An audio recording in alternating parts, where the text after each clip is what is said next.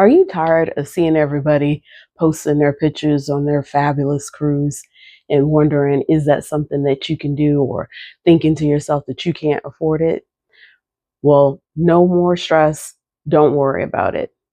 I am here to help you with planning and booking your next cruise vacation and saving you money and keeping you on an affordable budget. In this video, I will share all of my tips and tricks to help you save money on your next cruise.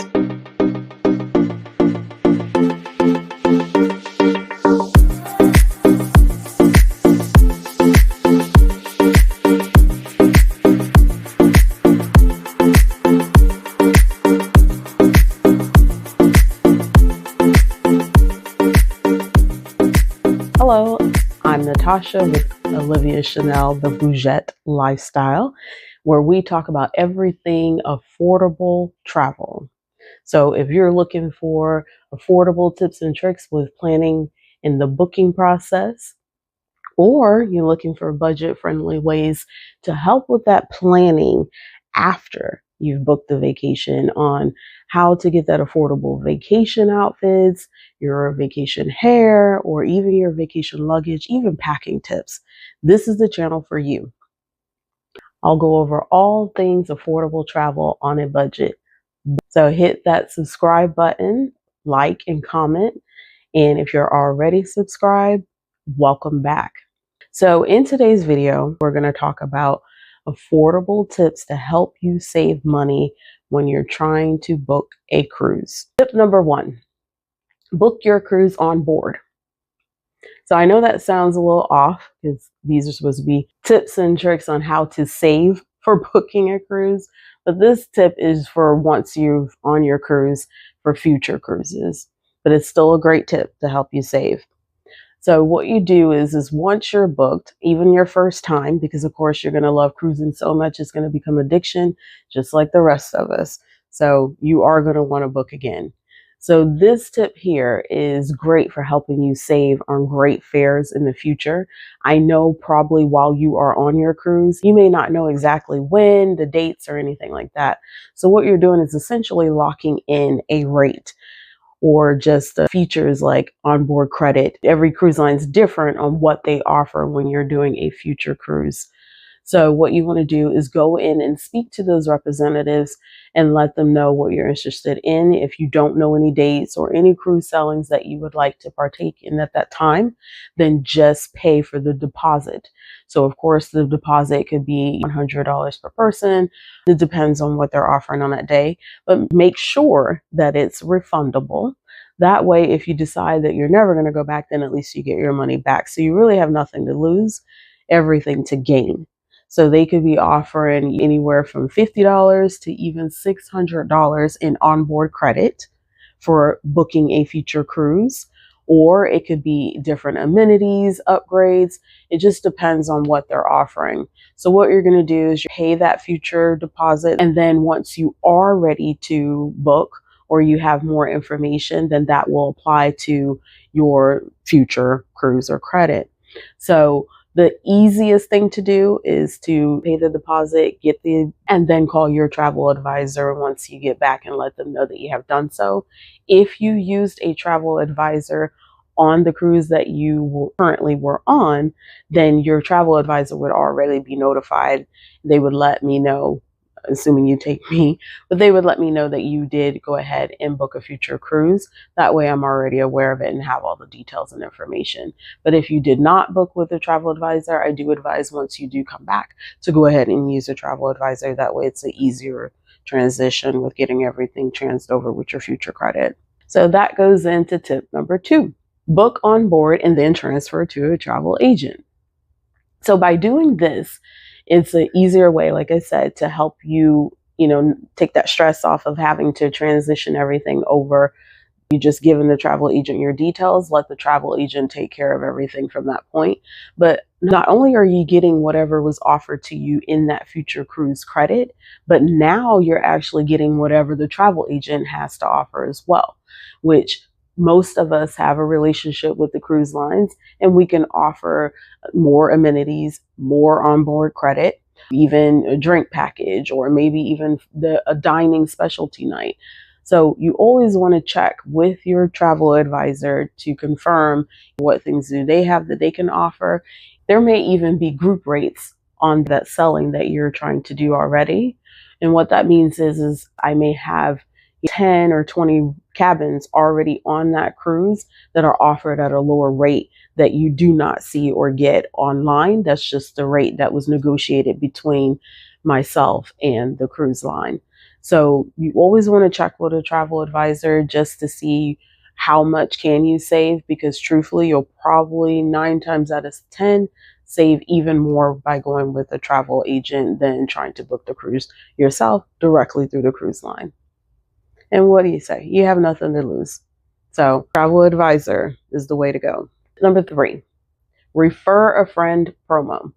So this is simple enough. Just refer a friend and you could end up with $50 onboard credit. And that's for you and the friend that you refer. And it could go up from, I've seen 50 to even 200. You can't beat $50, $200 just for referring a friend. That's a good tip for more savings on your cruise booking. Tip number 4, be sure to compare the prices. Really look at what's being offered, even though it's saying the lowest rate, or it's if you do this promo, you can get your Wi-Fi or drink package and one fine dining night.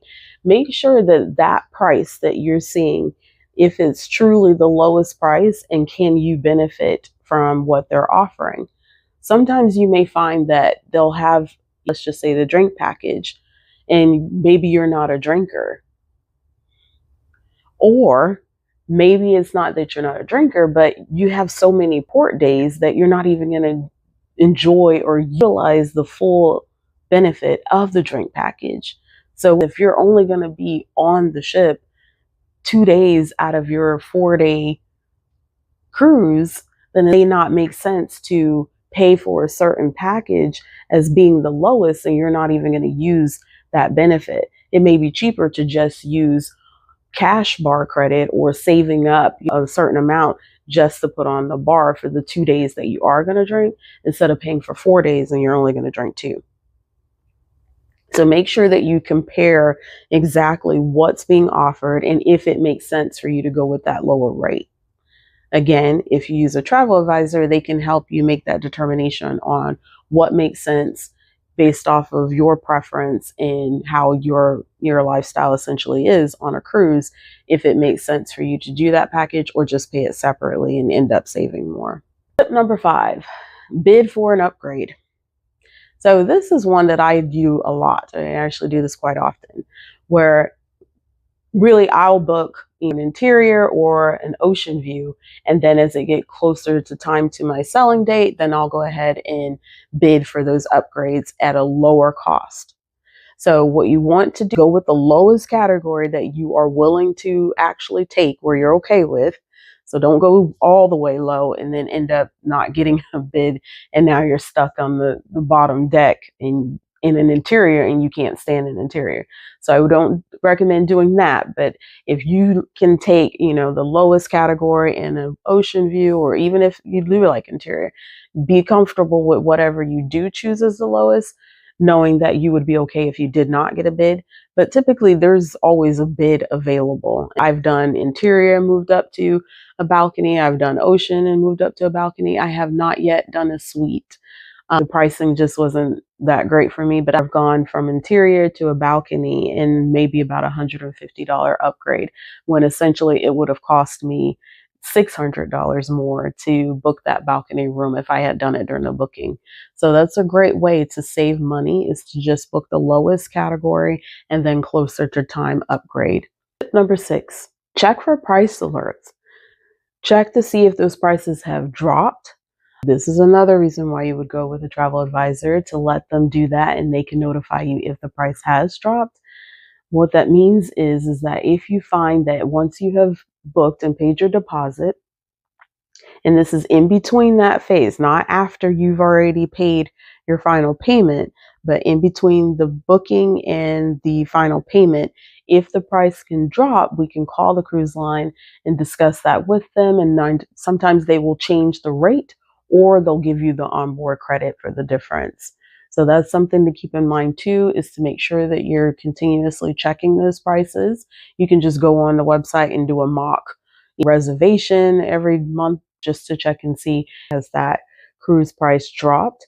If it has, then you can call the cruise line directly, or if you're using a travel advisor, let your travel advisor know. If you have a good travel advisor, they would have already probably jumped out to you and notified you and said, hey, I found a lower rate, so I'm going to go ahead and upgrade that for you and change that in the system, or we're going to go ahead and place that as an onboard credit. And lastly, a bonus tip, use a travel advisor. That's the best way not only to save money, but to go stress-free. Let the travel advisor take care of everything. Things will be a lot smoother and easier for you. You won't have that stress of having to worry about what about this and what about that. They are here to help.